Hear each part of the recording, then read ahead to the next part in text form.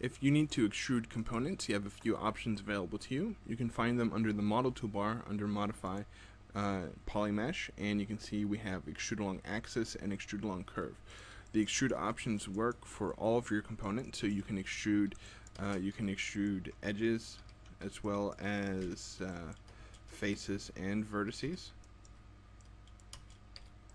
There we go, and here's an extruded vert, each of which have particular uses for different scenarios. So we're going to go ahead and look at the extrude along axis. So we'll select a couple faces, and we'll go ahead and just go to polygon mesh, extrude along axis. Now these options, you have a few options available to you. You have a length, which will determine the length within units of the extrude. You have an inset amount, which is roughly a scale offset from your original selection. So here we can go ahead and you can see that we're scaling these polygons within the original boundaries of our selection. You have an inset locked, which will determine an inset based on degrees instead of units.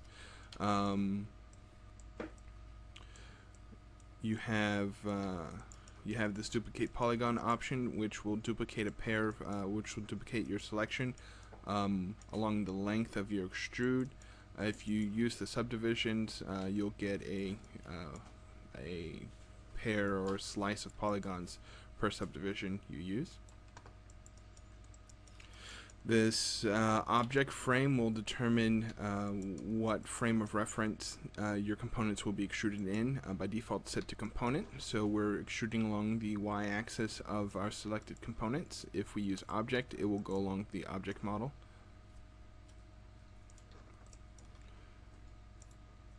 You can set which axes you would like to extrude along. In this case, we're using Y and Z. You can set any combination of axes that you like.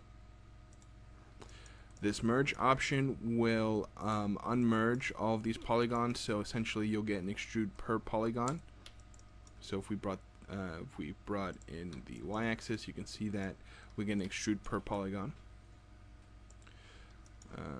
If we go to our transform settings, you will have the ability to transform your extrude. So if I were to go ahead and just do a little rotate here, you can see that it's rotating the end of our extrude, and the more subdivisions you have, the different kinds of looks, you'll be able to perform different types of operations.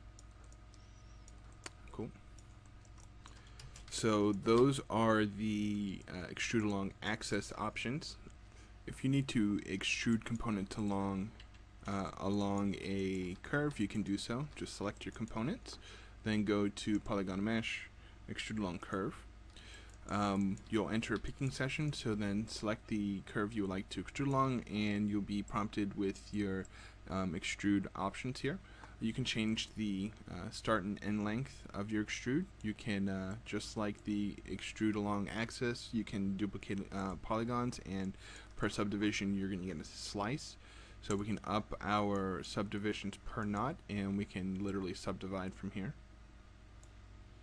The higher your subdivisions, the more closely your extrude will match your curve. You have an inset amount. You can auto rotate, so it will align the curve to be tangent with the faces that you have selected. That will turn that option on here. The perpendicular will take each polygon here, so if we turn this option on, it will have all of the polygons perpendicular to the curve, so it will kind of remain it will maintain its volume. Your extrude will maintain the volume along the curve. Turning this option off will just maintain the same orientation of the faces. If you go to transform, you have the same transform options as you did within your extrude along axis. So here we're just adding a slight twist to our extrude. So roughly those are the extrude along curve options.